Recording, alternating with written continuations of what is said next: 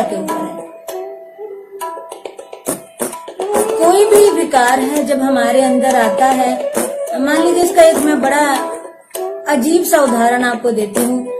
Jealousy तो वो चीज है जैसे हमें कोई ये कहे कि मुझे वॉमिटिंग आ रही है, मुझे उल्टी आ रही है, कैसे रोकूं मैं उसको, वॉमिटिंग को कैसे रोकूं। आपसे कोई पूछे कि वॉमिटिंग को कैसे रोकोगे, उसको रोको तो कैसे रोकोगे, वॉमिटिंग को, उल्टी को कैसे रोकोगे? तो यही बताएंगे कि हम मुंह पे हाथ रखेंगे, ऐसे करेंगे, नहीं आए नहीं आए। मुंह पे हाथ आप रख लेंगे, क्या मुंह पे हाथ रखने से आपकी वॉमिटिंग रुक जाएगी? नहीं रुकेगी, कहीं ना कहीं और निकलेगी, कपड़े खराब करेगी, हाथ खराब करेगी। वही चीज है जेलसी। ये सामने वाले को देख करके हो ही जाती है। किसको देख करके होती है? जो आपसे सुपीरियर है, जो आपसे किसी भी तरह से श्रेष्ठ है। और बताऊं, ये जो विकार होते हैं, क्रोध हुआ या नफरत हुई या जेलसी हुई, ये ओरिजिनल नहीं होते, ये शैडो होती है, छाया। अपनी छाया से भी कभी कोई छुटकारा पा सका है? छाया से छुटकारा पाने के लिए जो प्रकाश है वो हमारे बिल्कुल सामने हो।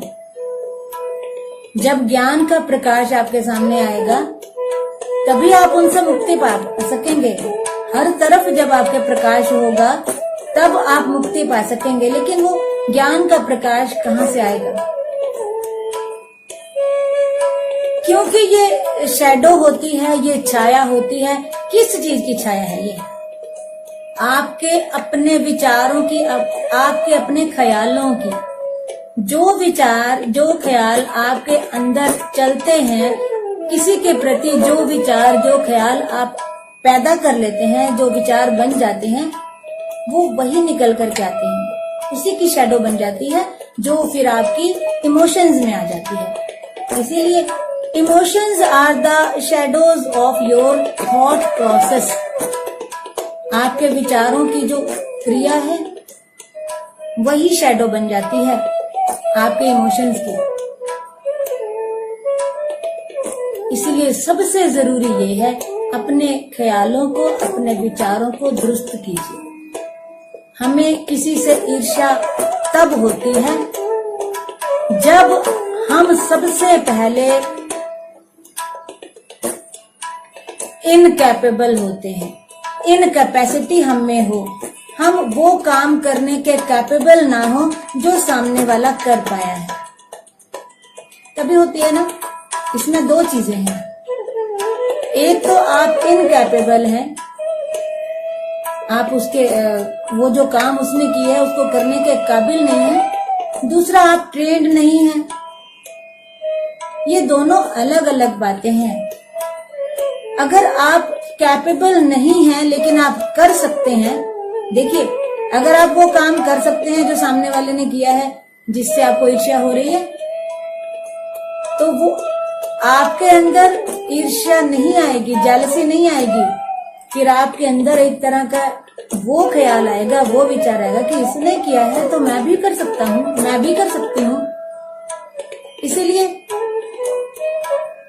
अगर आप ट्रेंड हैं, कैपेबल हैं, तो जेलसी कभी नहीं आएगी। वही सामने वाले ने जो किया है वो करने के लिए आपके अंदर कहीं ना कहीं रश्क पैदा होगा, जुनून पैदा होगा।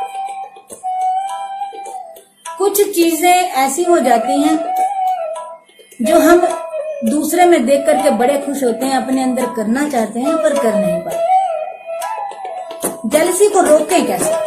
सारी बातें ठीक है दीदी आपकी, लेकिन हमें ये बताइए कि हम जेलसी को रोकें कैसे?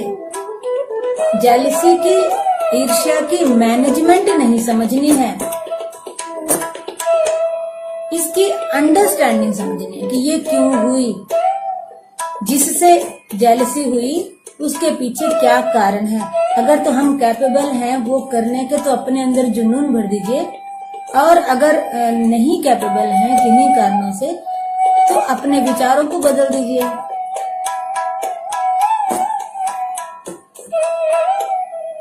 सही है ना? अपने विचारों को बदल दीजिए, उसके प्रति एक अच्छा विचार अपने मन में ले आइए। विचार तो वो चीज है जो सामने वाले का नजरिया तो बदलते ही हैं, सबसे पहले आपका नजरिया बदलते हैं। मन में विचार आ रहे हैं, ख्याल आ रहे हैं कि कितना प्यारा है, कितना हमें उसके ऊपर कितना प्यार आ रहा है, कितना प्यारा बच्चा है, बड़ा मनमोहक है, बड़ा सुंदर है, तो हम उसको बोलेंगे कि, और वो शरारतें कर रहा है तो क्या कहेंगे हम, कितना शरारती हो तुम, कितने नोटी हो।